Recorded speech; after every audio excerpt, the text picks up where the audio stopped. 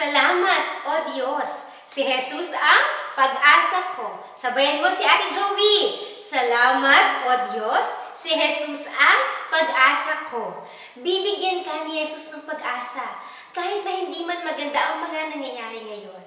Maligayang pagbabalik sa episode 4 ng ating Goodness Club Online at samahan mo kami ni Ate Se para alamin natin kung paano nga ba magkakaroon ka ng pag-asa mula kay Jesus.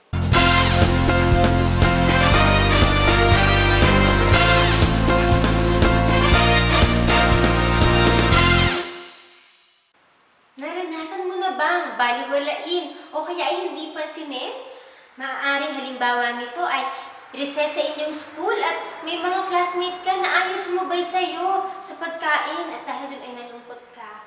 O kaya naman ayaw kang isali sa laro ng ibang mga bata na sinasabihan ka na mabagal kang tumakbo. O baka naman ay umattend kayo na isang birthday party at hindi ka nakakain dahil may allergies ka sa mga pagkain na inihain doon. Nakakalungkot, di ba? Ang pakiramdam ng baliwalain o hindi pansinin. Alam mo ba, sinasabi sa atin ng Biblia ang tungkol din sa isang lalaki na nagkaroon ng ganyang pakiramdam, ang mabaliwala. Ang lalaking ito ay nakatira sa bayan ng Samaria. Kung makita mo sa ating mapa, ang Samaria ay nasa gitna ng Galilea at Judea.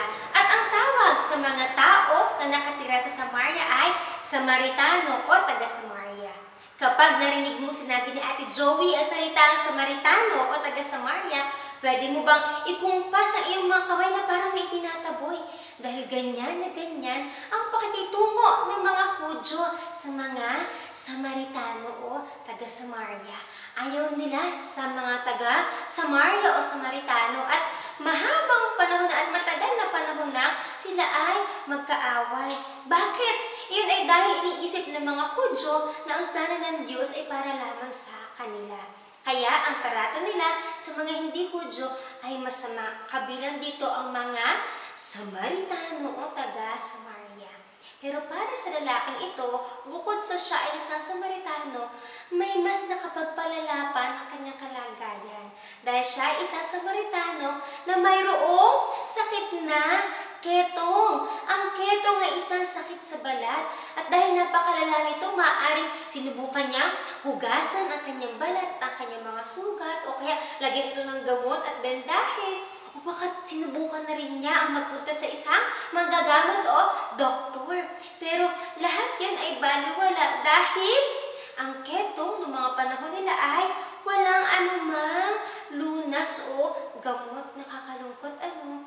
At ang isa pang bagay, pag ikaw ay nagkaroon ng sakit na ketong, kailangan mo iwanan ng iyong pamilya dahil ayon sa batas nila, hindi ka na po pwedeng makasalamuha sa mga tao. Iiwanan mo iyong tahanan at pamilya. At kapag may mga tao paparating o palapit sa iyo, kailangan mo sumigaw ng salitang madumi! Madumi! Sabayan mo ulit sa Ate Joey, ano ang salitang isisigaw? Madumi! Madumi! Yun ay bilang babala sa mga tao na wag lalapit dahil ikaw ay mayroong ketong. Nakakalungkot ano at ang mas nakakalungkot pa, karamihan noon ay talagang hindi na gumagaling sa sakit na ketong hanggang sa sila ay mamatay na. Napakawalang pag-asa ng kanilang kalagayan. Pero itong Samaritanong ito, bukod sa siya ay Samaritano nga, wala pa rin siyang magawa sa kanyang kalagayan. Walang kapag-asa ang kanyang buhay. Hindi lang ang Samaritanong ito ang walang pag-asa ang buhay. Ikaw at ako ay wala rin pag-asa ang ating buhay. Yun ay dahil sa kasalanan. Ang kasalanan ay ang paglabag sa gusto o nais ng Diyos. Kapag ikaw ay nagsasabi ng masamang salita sa mga tao o kaya ay nangungopia kapag may exam o test sa school o kaya naman ay sumasagot ka ng pabalang sa ibang tao. Yun ay mga halimbawa ng kasalanan. At sinasabi sa Biblia, sa aklat ng Isaias 59:2, ang masasama niyong gawa, ang dahilan ng pagkawalay niyo sa Diyos. Ang kasalanan, ito ay pang walang hanggan kang inihihiwalay o inilalayo sa Diyos. Lahat ng tao ay sinilang na makasalanan. Yun ang problema mo at problema ko na parang wala na ring pag-asa. Katulad ng problema ng mga taong may ketong, kabilang na ang Samaritanong ito. Pero, napakinggan niya ang tungkol sa Panginoong Jesus at maaaring napakinggan niya ang tungkol sa mga himala na kanyang ginawa. Isang araw, sinasabi sa Biblia na ang Panginoong Jesus ay naglakbay papunta sa bayan ng Jerusalem. Alam mo ba na ang mga Hudyo, kapag sila ay pupunta sa Jerusalem, sa halip na sila ay dumaan sa Samaria na diretsong daan, iikot pa sila. Paikot pa sila at hindi sila dadaan sa bayan ng Samaria. Pero ang Panginoong Jesus, dumaan siya sa bayan ng Samaria. At alam mo ba, nung sila ay pumasok sa bayan, sino kaya ang kanilang nakasalubong? Basahin natin mula sa Biblia. Sabi sa Biblia ay, nang papasok na siya sa isang nayon, sinalubong siya ng 10 ketongin. Grabe, pagpasok nila ay nakasalubong nila itong 10 tao na may ketong. At ano nga ulit ang isisigaw kapag itong mga taong may ketong, may mga tao na papalapit sa kanila? Marumi, marumi, tama. Ngayon, tutulungan natin sila na sumigaw na, marumi, marumi, para babalaan na sila ay may ketong at di po pwedeng lumapit sa kanila. Dahil nga, batas sa kanila na dapat sila ay lumayo, ano kaya ang ginawa ng Panginoong Jesus? Pinansin niya kaya ang mga may ketong na ito? Tama, pinansin niya itong mga taong may ketong. Bakit? Dahil siya ay may malasakit sa kanila. Si Jesus ang Diyos na nagmamalasakit sa kanila at nagmamalasakit din sa iyo at sa akin. Bakit? Dahil siya ay ang Diyos. Siya ang Diyos na manlilikha. Siya ang gumawa ng lahat ng bagay. Alam mo ba na siya ang gumawa sa iyo at sa akin? Kung bakit magkaiba ang kulay ng buhok natin kumpara sa ibang lahi? O kaya naman ay bakit kaya kong kumanta, ikaw naman ay kaya mong sumayaw. Magkakaibang ating kakayahan. Napaka malikhain ng Diyos. At siya din ang Diyos na nagmamahal sa iyo at sa akin. Sabi sa Biblia, sa aklat ng Jeremias 31:3, sa simula pa'y inibig ko na sila. Yan ang pagmamahal ng Diyos para sa iyo at sa akin. Isang pagmamahal na hindi matatapos kailanpaman. At ang Diyos, siya rin ay banal. Ibig sabihin, wala siyang kasalanan. At ang kanyang tahanan ay ang langit. Nais niya na balang araw, ikaw at ako ay makasama doon sa langit na kanyang lugar na inihanda para sa iyo at para sa akin. Doon sa buhay na walang hanggan. At tandaan mo na siya ang Diyos na kapangyarihan at kaluwalhatian. Siya lamang ang may kayang gumawa noon. At si Jesus lamang din ang may kapangyarihan at kaluwalhatian. Kaya nga itong mga ketongin na ito nang mapakinggan nila ang tungkol sa Panginoong Jesus, nais nila na makalapit sa kanila. Pero dahil nga hindi sila pwedeng lumapit sa Panginoong Jesus at sa kanyang mga kasama, ano kaya ang kanilang ginawa? Tingnan natin mula sa Biblia. Magbasahin natin. Sabi dito, sumigaw sila, Jesus, Panginoon, mahabag po kayo sa amin. Ito ang kanilang isinigaw. Ngayon, tutulungan natin na sumigaw para mas malakas pa ang kanilang sigaw. Ano ang kanilang sinabi? Jesus, Panginoon, mahabag po kayo sa amin. Sa bilang ko ng 3, tayo ay sisigaw. 1, 2, 3. Jesus, Panginoon, mahabag po kayo sa amin. Mas malakas pa. Jesus, Panginoon, mahabag po kayo sa amin. At alam mo ba na si Jesus, nang marinig niya itong mga ketongin na ito na sumisigaw, siya ay huminto at hinarap ang mga may ketong na ito. Pinagmasdan niya mga ito at sinabi na, kayo ngayon ay lumakad at pumunta sa mga pari o saserdote. Ang saserdote ay isa pang katawagan sa mga pari. Dahil ang mga pari, sila ang maninigurado o sisiguraduhin nila na magaling na nga ang mga ketongin na ito mula sa kanilang karamdaman o sa kanilang sakit. Binigyan sila ni Jesus ng paraan para ang kanilang sakit na parang walang pag-asa na ay magkaroon ng pag-asa. Si Jesus, siya ay mayroon din ibinibigay sa iyo at sa akin na paraan upang ang ating kawalang pag-asa dahil sa kasalanan ay magkaroon din ng pag-asa. Alam mo ba na siya ay Diyos? Pero siya ay naging tao rin at nung siya ay naging tao, siya ay perpekto. Kaya nga tinatawag natin siya na perpektong anak ng Diyos. Nung siya ay naging tao, wala siyang nagawang anumang kasalanan. Pero isang araw, siya ay hinuli ng masamang tao na galit sa kanya. At alam mo, sinasabi sa Biblia, sabi sa Biblia, sa aklat ng Isaias 53:5, ngunit dahil sa ating mga kasalanan, kaya siya nasugatan. Siya ay binugbog dahil sa ating kasamaan. Sinaktan si Jesus ng mga taong galit sa kanya. At siya ay pinako sa krus. Doon sa krus, ibinigay niya ang kanyang dugo na ibig sabihin ay buhay. Pagkapakita yon ng kanyang kusang loob na pag-ako sa iyo at sa aking mga kasalanan. At siya ay namatay, inilibing, pero na ikatlong araw, siya ay muling nabuhay na. At siya ngayon ay nasa langit, naghahari sa ating din. Nang si Jesus ay nabuhay mula sa kasalanan, ipinakita niya na siya ang Diyos ng kapangyarihan at kaluwalhatian. At isa yon sa palatandaan na si Jesus ang kaya magbigay sa atin ng buhay na walang hanggan. Binibigyan niya tayo ng pag-asa, katulad ng pag-asa na ibinigay niya dito sa mga kitongin na ito. At kasama nga sa 10 kitongin na ito ay ang Samaritano. At habang sila ay naglalakad papunta sa mga pari, napansin nila na nawala na nga ang kanilang sakit na ketong at unti-unti luminis ang kanilang balat. Pagkakita nito, alam mo ba kung ano ang ginawa ng Samaritano?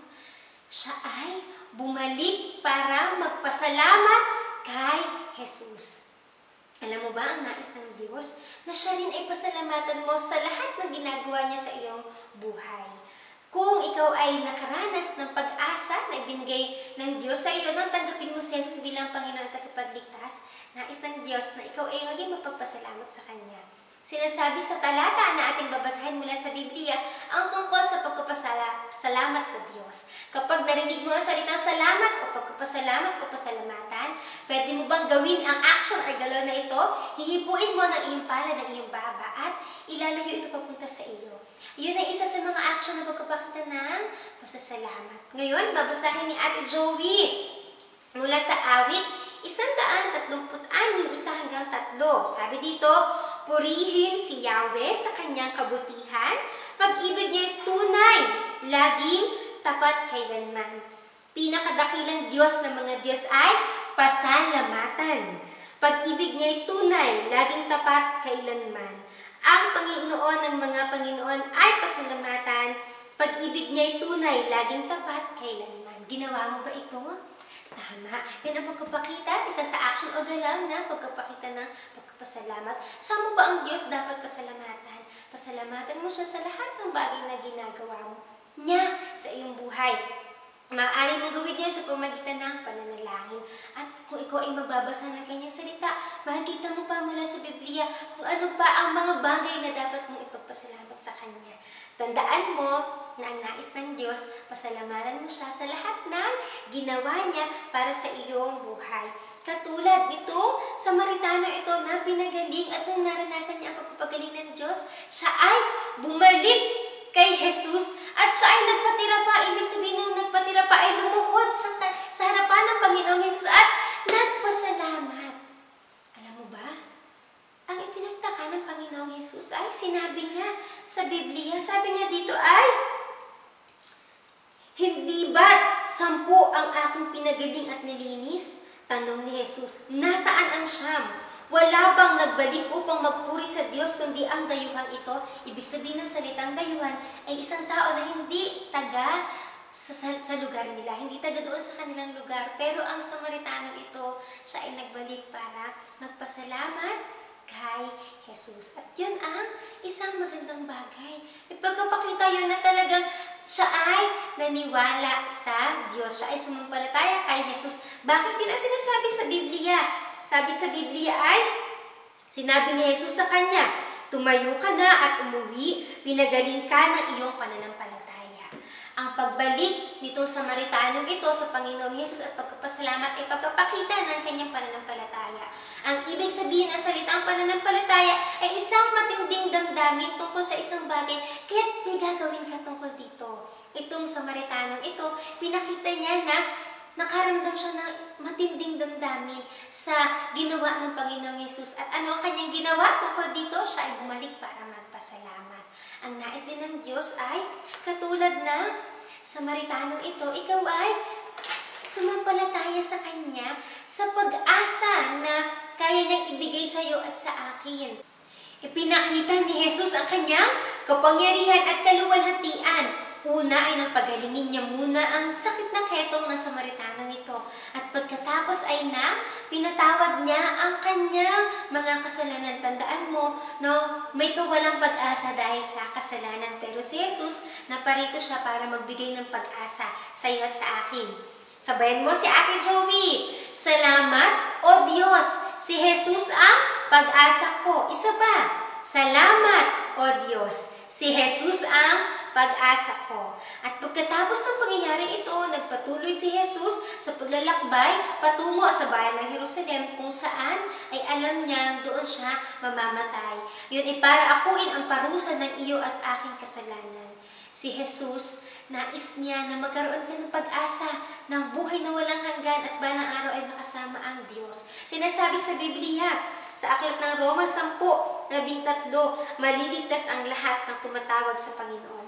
Ang ibig sabihin ng salitang maliligtas ay magkakaroon ng kapatawaran mula sa parusa ng kasalanan. Magkakaroon ka ng pag-asa ng buhay na walang hanggan. At ang ibig sabihin ng tumatawag sa Panginoon ay sumasampalataya o naniniwala kay Jesus na sa kanyang ginawa sa krus para akuin ang parusa ng iyong aking kasalanan.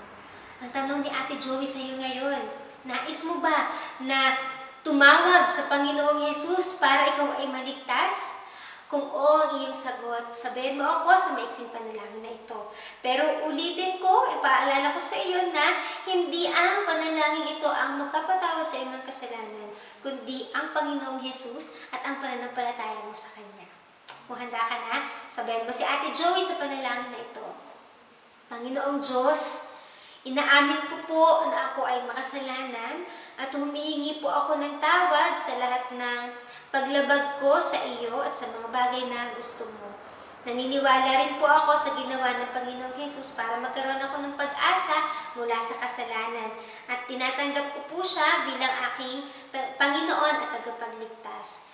Tulungan mo po ako na simula ngayon, ikaw na ang sundin sa aking buhay. Salamat po. Ito po ang aking dalangin sa pangalan ng Panginoong Jesus. Amen. Kung sumabay ka sa panalangin na ito, tandaan mo ang sinasabi sa Biblia na maliligtas ang lahat ng tumatawag sa Panginoon. Ibig sabihin nun, dahil tumawag ka sa Kanya, ikaw ay naligtas na. At mayroon kang pag-asa mula sa kasalanan. Tandaan mo na magpasalamat sa Diyos dahil sabayan mo lang si Ate Joey. Salamat, O Diyos, si Jesus ang pag-asa ko.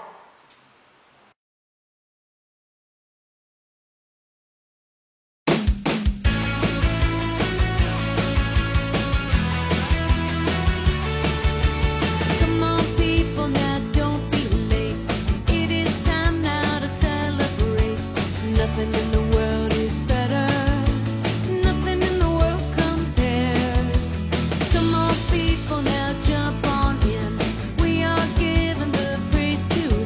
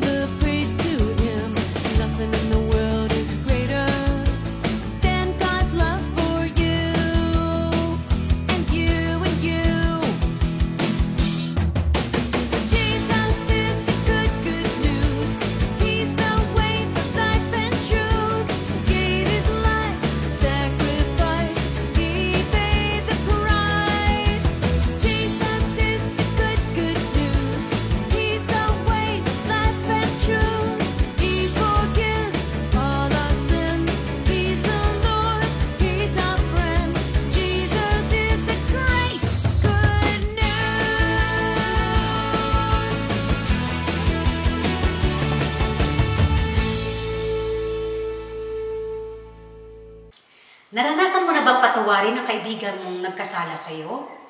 Maaring humiram siya ng pera para makabili siya ng maraming lollipop.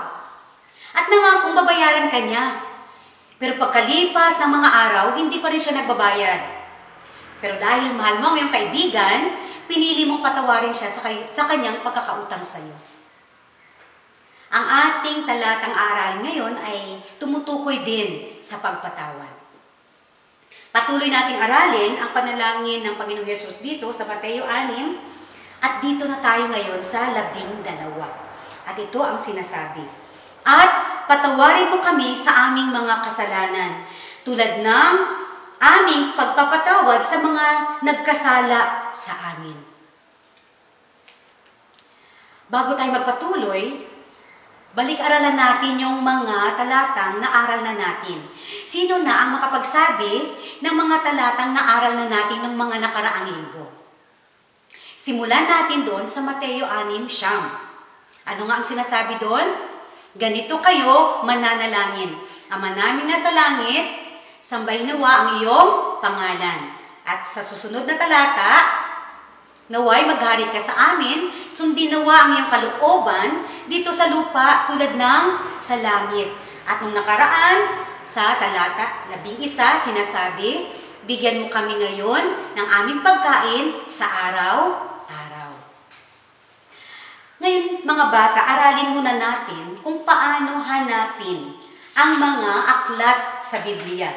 Dito sa mga unang pahina, ang ating Biblia, may nakalagay doon mga nilalaman o table of contents. Doon mahanap natin na ang mga aklat ng Biblia. So dito, kumpleto ito, mayroon itong lumang tipan at bagong tipan. At ang panalangin ng Panginoong Hesus ay matatagpuan sa bagong tipan dun sa unang aklat nito. At yun ay ang Mateo. Pag nakita mo yung aklat ng Mateo, may katugma itong pahina. At dun mo siya hanapin. Nagkaroon ako ng marka kung saan matatagpuan ang bagong tipan. At kung pupuntahan natin yung pahina 1, makita natin doon ang aklat ng Mateo. Pero ang panalangin ng Panginoon ng Hesus ay matatagpuan sa kabanata 6. So ang malaking numero ay kabanata. Hanapin natin yung malaking numerong 6. At ang mga maliliit na numero ay talata. Dito sa 9 hanggang 12. At ganun din sa bagong tipan na aklat. Dito sa unang mga pahina, makita mo ang mga aklat ng Biblia. Dito nakasulat ang mga aklat ng bagong tipan. Hanapin mo ang aklat ni Mateo at doon may katugma ulit na pahina. Hanapin mo lang yung pahina 1 at makita mo na siya agad. At hanapin mo ulit ang kabanata 6 dahil doon matatagpuan ang panalangin ng Panginoong Hesus. Okay, so i-review ulit natin yung ating mga talata na nasa ulo na. Simula sa 9, 10, 11. Okay, anong sinasabi dito? Sa Mateo 6:9, ganito kayo mananalangin. Ama naming nasa langit, sambahin nawa ang iyong pangalan. At dito naman sa Mateo 6:10, naway maghari ka sa amin, sundin nawa ang iyong kalooban dito sa lupa tulad ng sa langit. At sa 11 ng Mateo 6, sinasabi, bigyan mo kami ngayon ng aming pagkain sa araw-araw. At ngayon, mga bata, ito na ang ating talatang aaralin. Mateo 6:12. At ang sinasabi dito, sabay-sabay nating basahin, Mateo 6:12. At patawarin mo kami sa aming mga kasalanan, tulad ng pagpapatawad namin sa mga nagkasala sa amin. Mateo 6:12. Ngayon, unawain natin ang talatang ito. Ang unang sinasabi niya, at patawarin mo kami sa aming mga kasalanan. Alamin natin muna kung ano yung kasalanan at kung paano tayo pinatawad ng Diyos sa ating kasalanan. Ano ba ang kasalanan? Ang kasalanan ay ang lahat ng iniisip mo, sinasabi mo, at ginagawa mo na hindi natutuwa ang Diyos. At may parusa ang kasalanan. At yun ay ang walang hanggang pagkahiwalay sa Diyos. At ang nakakalungkot, ang lahat ng tao ay isinilang na may kagustuhang gumawa ng kasalanan. Kaya kung wala ang Diyos, kaawa-awa ang ating sitwasyon. Pero salamat sa Diyos dahil mahal niya tayo. Mahal na ibinigay niya ang kanyang nag-iisang anak na si Jesucristo para akuin ang parusa ng ating kasalanan. Ang kamatayan ng Panginoong Hesus doon sa krus ay pag-ako ng parusa ng kasalanan mo at kasalanan ko. At dahil sa ginawa ng Panginoong Hesus, maaari na mapatawad ang ating kasalanan. Siya ang nagbigay ng pag-asa sa atin. Dahil sa pangatlong araw, pagkatapos siyang namatay, siya ay nabuhay muli. At tinanggap ng Diyos ang ginawa ng Panginoong Hesus sa pag-ako sa ating kasalanan. Kaya may kapatawaran na ang ating kasalanan dahil sa ginawa ng Panginoong Hesus doon sa krus. At naging ating siyang pag-asa sa buhay natin. At ang sinasabi din dito, sa pangalawa, tulad ng pagpapatawad namin sa mga nagkasala sa amin. Ano ba ang mga kasalanang nagagawa din ng mga bata? Pagmumura, panununtok, pang-aaway, pambubuli, pag-iisip ng masama doon sa taong galit ka. Halimbawa, ginalit ka ng isang bata. Maaring sinuntok ka ng iyong kapatid na lalaki, o minura ka ng iyong kapatid na babae, o binuli ka ng iyong kaklase. At sa isip mo, nagkasala sila sa iyo, at ngayon may karapatan kang gumanti. Pero ang tinuturo dito sa ating talata, ang ibig ng Diyos ay patawarin mo sila kagaya ng pagpapatawad ng Diyos sa iyo sa iyong mga kasalanan. Alam ko, hindi ganun kadali, no? Lalo na pag nasaktan ka talaga doon sa ginawa sa iyo. Pero maari mong ipanalangin ito at hingin ang tulong ng Diyos na tulungan kang magpatawad. May kabayaran ang kasalanan. At yun ay mahiwalay ka sa Diyos habang buhay. At alam mo na gumawa na ng paraan ng Diyos para mapatawad ka sa iyong kasalanan. Sa pamamagitan ng Panginoong Hesus na siyang umako sa kaparusahan ng kasalanan mo at kasalanan ko. Kung hindi ka pa naniniwala sa Panginoong Hesus, pwede mo siyang paniwalaan upang mapatawad ang iyong kasalanan at magkaroon ka ng pag-asa. Kung ikaw naman ay naniwala na sa Panginoong Hesus bilang iyong tagapagligtas, alam mong pinatawad ka na sa iyong mga kasalanan. At ibig ng Diyos na patawarin mo rin yung mga taong nagkasala sa iyo. Pero ulit nga, hindi ganun kadali magpatawad. Lalo na kung sobrang nasaktan ka sa ginawa sa iyong kasalanan. Pero alalahanin mo ang ginawa ng Panginoong Hesus doon sa krus sa Kalbaryo, kung paano ka pinatawad ng Panginoon. Nang pagbibigay niya ng kanyang nag-iisang anak, hinayaan niyang magsakripisyo para sa iyo. At pasalamatan mo siya sa kung paano kanya pinatawad. At sa patuloy mong pag-aalala kung paano ka pinatawad ng Diyos at nagpapasalamat ka sa kapatawaran ng iyong mga kasalanan, matututunan mo rin magpatawad sa iba. Sabihin nga natin, salamat sa Diyos, salamat sa Diyos, si Jesus ang pag-asa ko. Ulit, sabihin natin ulit. Salamat sa Diyos, si Jesus ang pag-asa ko. Okay, ngayon, mga bata, panahon na nating sauluhin ang talatang ito gamit ulit ang laro. Ngayon, babalik si Kuya Jello para tulungan ako sa ating laro. Kuya Jello, mayroon tayong bag at mayroong mga letra dyan sa loob. Si Kuya Jello ang bubunot ng letrang yon. Pag na may nabunot siyang letra at ang letrang yon ay ang salita ay nagsimula sa letrang nun, tatalon tayo. Kaya pwede bang tumayo tayo habang laruin natin at sinasaulo natin ang talatang ito. Okay, Kuya Jello, simulan na natin ang pagbunot ng letra sa loob ng bag. At ang Letrang S.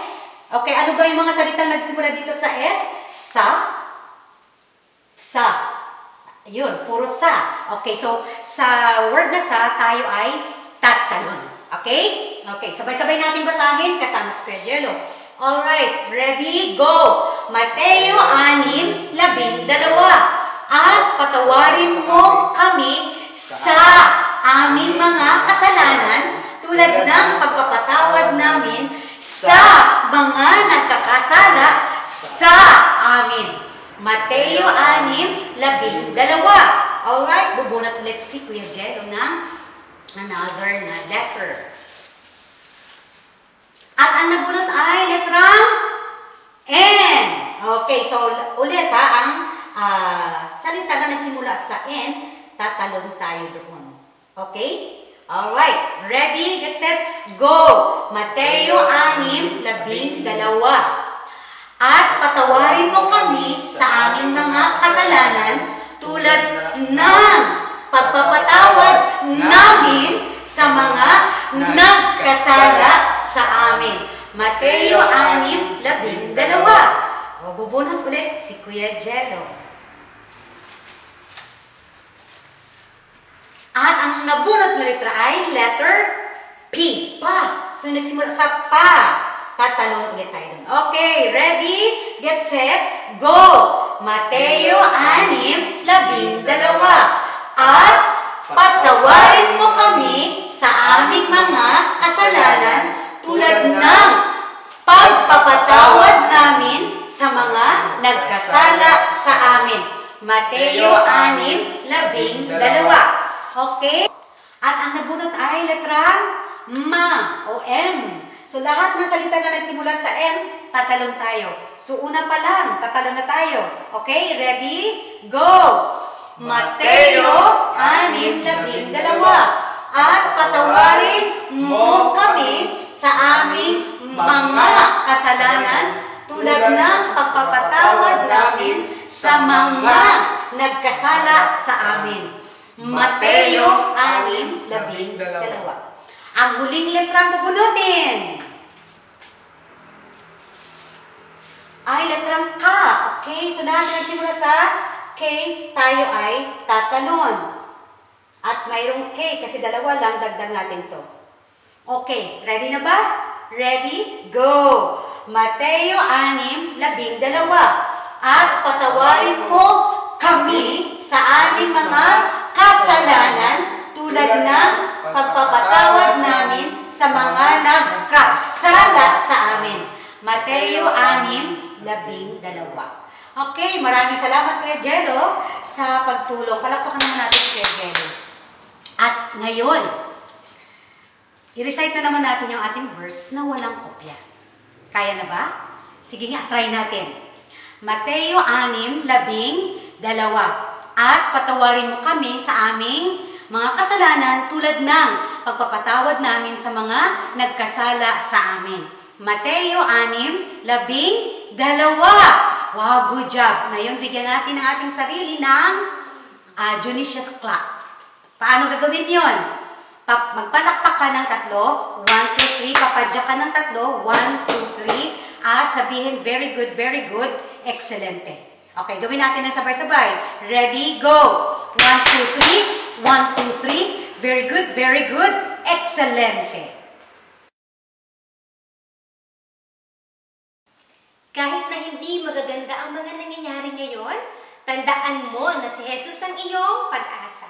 Sabayan mo si Ate Joey. Salamat, O Diyos, si Jesus ang pag-asa ko. Maging ang ating memory verse kanina mula sa Mateo 6:12. Sabay-sabay tayo. Sabay mo ulit si Ate Joey. Mateo 6:12. At patawarin mo kami sa aming mga kasalanan tulad ng pagpapatawad namin sa mga nagkasala sa amin. Mateo 6:12. Huwag mong kakalimutan yan. At yan ang babaunin mo sa buong linggong ito hanggang sa muli nating pagkikita dito sa ating Goodness Club Online.